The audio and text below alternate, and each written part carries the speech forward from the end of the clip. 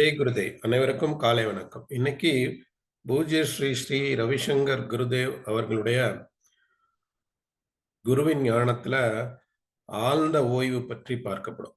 எப்பப்பெல்லாம் நீங்க ஓய்வு எடுக்க முடியாதோ, உங்களால எதெல்லாம் செய்ய முடியாது அப்படிங்கிறத செய்ய போகும்போது தான் உங்களால ஓய்வு எடுக்க முடியும். அது மட்டும் இல்லாம நீங்களா இல்லாம மற்றோரா இருந்து நீங்க செயல் செய்யும் பொழுது, அப்பயும் உங்களால ஓய்வு எடுக்க முடியாது. உங்களால எதெல்லாம் நீங்க செய்ய முடியாதோ, அத நீங்க செய்யணுங்கிற அவசியம் இல்ல. உங்களால எதெல்லாம் கொடுக்க முடியாதோ, அதெல்லாம் மத்தவங்க உங்ககிட்ட கண்டிப்பா கேட்டு வாங்கிக் கொள்ள மாட்டாங்க. உங்களால செய்ய முடிந்ததை மிகவும் விருப்பத்துடன் செய்வதுதான் சேவையாகும்.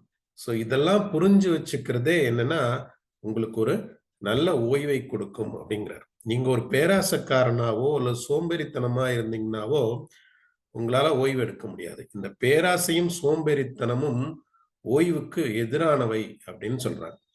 ஒருத்தன் சோம்பேறித்தனமா இருக்கான்னாக்கா, அவன் இரவுல நிம்மதியா படுத்து தூங்க முடியாது. உருண்டு பெரண்டு ஓய்வு இல்லாம இருப்பான். அதே போல பேராசைக்காரனா இருக்கிறவனுக்கு கூட ஓய்வு இருக்காது. வயிற்றுல ஒரு புகைச்சல், எரிச்சல் இருந்து கொண்டே இருக்கும்.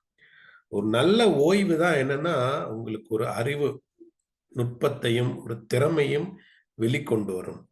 இறைவன் நம்ம கூட இருக்காரு அப்படிங்கிற ஒரு நம்பிக்கை தான் லேசான உணர்வே உங்களுக்கு ஒரு திருப்தி, ஒரு ஓய்வை கொடுக்கும்.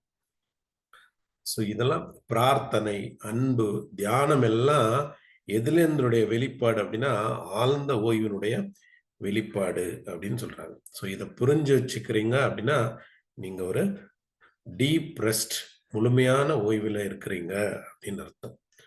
Thank you. நன்றி. பிடிச்சிருந்தா லைக் பண்ணுங்க, ஷேர் பண்ணுங்க. நன்றி, வணக்கம். ஜெய் குருதேவ்.